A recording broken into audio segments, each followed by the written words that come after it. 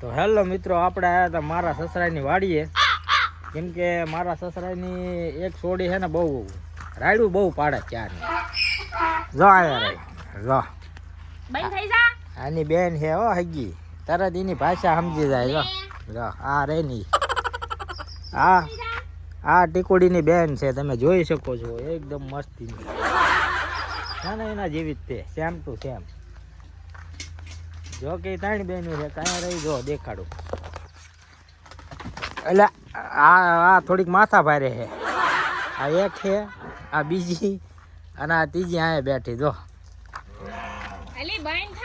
જો એની ભાષામાં સમજાવાય. સમજાણું તમને? કીધું બંધ થાય એટલે એ થઈ જાય પાછું.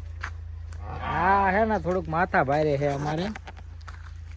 તરત હે ને આમ કરવા માંડે, ડોળા જો કાઢી. હા હોજી છે આપણે ગા, પણ આ બહુ માથા ભારે છે. લે તો તમે જોઈ રહ્યા છો મારી વાઈફની ત્રણ બહેનું. આ એક, આ બે અને આ ત્રણ. એક માથા ભારે, એક રાડી.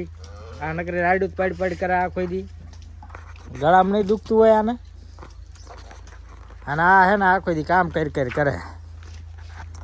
તો આજે સવારના અમે આવ્યા હતા. અમે હે ને આ ઝાર વાડી દેખાડું તમને. જો વાડીએ આ બધી ઝાર અમે વાડી, પછી પાછળ વાડી અને શેણા લીધા.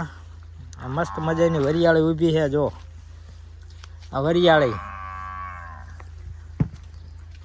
અને ઘણું બધું વાડીમાં છે. પણ આ બાજુ છે ને એરું જો છે, એટલે એરું એટલે સાપ. પણ એ બાજુ જાતા બીક લાગે. જો કે એ ક્યાંય વીયો ગયો છે, પણ ગયો છે હમણાં જ તે. તો આ તમે જોઈ શકો છો, આ ધાણા છે. આપણે જે ધાણા માર્કેટમાં મળે ને, પણ આ મોટા ધાણા. જો કેવડો મોટો છોડ છે. આ મારી હાઈટ કરતાં મોટી વરિયાળી. જો આ બધા ધાણા છે. ઓલી રીંગણી છે પાછળ, અને આ રજકો, અને આ મારી હાળી હે ને છે ને. હા બસ હાળી મારી. જો આ પાડ તો, આ પાડ, હા પાડીને. હા જો આ બીજી, અને આ અમારા ધર્મ પત્ની જાડા પાડા.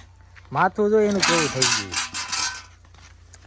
હાલો ત્યારે આજના બ્લોગમાં એટલું જ તે. મળીશું નવા બ્લોગમાં. ચેનલમાં નવો હોય તો સબસ્ક્રાઈબ કરી નાખજો. રામ રામ ને સીતારામ. જય માતાજી.